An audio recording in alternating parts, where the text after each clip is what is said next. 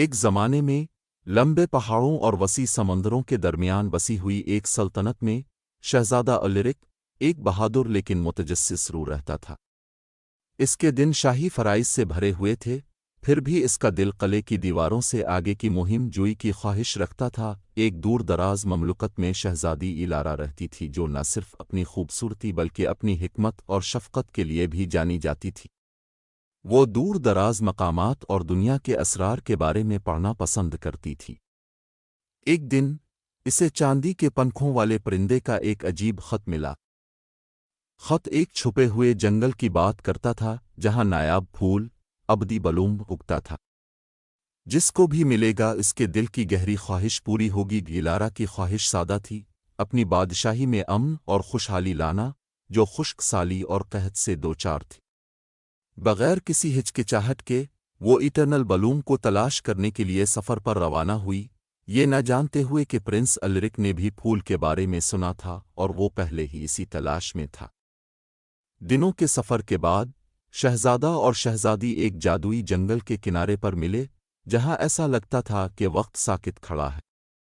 دونوں محتاط لیکن دوسرے کی موجودگی سے متجسس تھے۔ انہوں نے افواج میں شامل ہونے کا فیصلہ کیا۔ ایک ساتھ انہوں نے جادوئی دریاؤں کی بہادری کی، شرارتی مخلوقات کو پیچھے چھوڑ دیا اور قدیم پہلیوں کو سمجھایا جو جنگل کے خزانوں کی حفاظت کرتے تھے۔ جیسے جیسے وہ جنگل کے دل کی گہرائیوں میں داخل ہوئے، ان کی دوستی کچھ اور بڑھ گئی۔ انہوں نے محسوس کیا کہ جب وہ مختلف وجوہات کی بنا پر نکلے تھے، وہ دونوں ایک ہی چیز چاہتے تھے، ایک ایسی دنیا جہاں ان کے لوگ ترقی کر سکیں۔ آخر کار وہ جنگل کے بیچ میں پہنچے، جہاں سنہری روشنی کی چھتری کے نیچے ابدی بلوم چمک رہا تھا۔ لیکن جب وہ اس کے قریب پہنچے تو پھول بولا، صرف ایک ہی مجھے لے جا سکتا ہے۔ تمہارا دل واقعی کیا چاہتا ہے؟ ایلارا نے آگے بڑھ کر سرگوشی کی، میں اپنے لوگوں کی مدد کرنے کی طاقت چاہتا ہوں۔ ایلارک اس کی بے لوث سے متاثر ہوا، پیچھے ہٹ گیا۔ پھر پھول آپ کا ہے، کیونکہ آپ کی خواہش مجھ سے زیادہ شریف ہے۔ ان کی عاجزی سے متاثر ہو کر ایٹرنل بلوم دو حصوں میں تقسیم ہو گیا اور دونوں کو اپنا جادو پیش کیا۔